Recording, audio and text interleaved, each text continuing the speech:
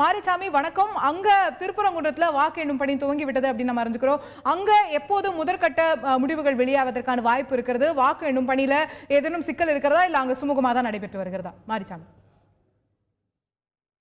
அதாவது திருப்பரங்குன்றம் மதுரை மாவட்டம் திருப்பரங்குன்றம் தொகுதியில் 291 வாக்குச்சாவடிகளில் 582 வாக்குப்பதிவு இயந்திரங்களை வைத்து 2,03,057 பேர் வாக்குப்பதிவு செய்திருந்தனர். இது 71% வாக்குப்பதிவு. இந்த பெட்டிகள் அனைத்தையும் ஒரு ஸ்ட்ராங் ரூம் என சொல்லக்கூடிய மதுரை மருத்துவக் கல்லூரியில் உள்ள பாதுகாப்பு அறையில் வைத்து சீல் வைக்கப்பட்டிருந்தது. அந்த சீல்கள் அகற்றப்பட்டு இப்போது தற்போது தபால் வாக்குகள் 3 மற்றும் சேவை ஓட்டுகள், அந்த ஆர்மி நேவி இதில் உள்ள சேவை ஓட்டுகள் ஒரு 503 இந்த வாக்குகளை எண்ணும் பணி துவங்கி உள்ளது. இது அதாவது தேர்தல் ஆணையம் குறிப்பிட்டது போல 1 மணி நேரத்திற்கு 3 அல்லது 4 சுற்று வாக்குகள் முடிவடையும். இது முதல் சுற்று தபால் வாக்குகளும் சேவை வாக்குகளும் எண்ணப்பட்டு வருகிறது.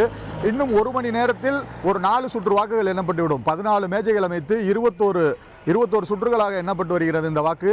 இது ஒரு 3 அல்லது 4 சுற்றுகள் முடிவடைந்துவிடும். 1 மணி நேரத்தில் நமக்கு முதன்மையில் யார் இருக்கிறார்கள் என்ற சூழ்நிலை திருப்பரங்குன்றம் தொகுதியை பொறுத்தளவு தெரிய வரும்.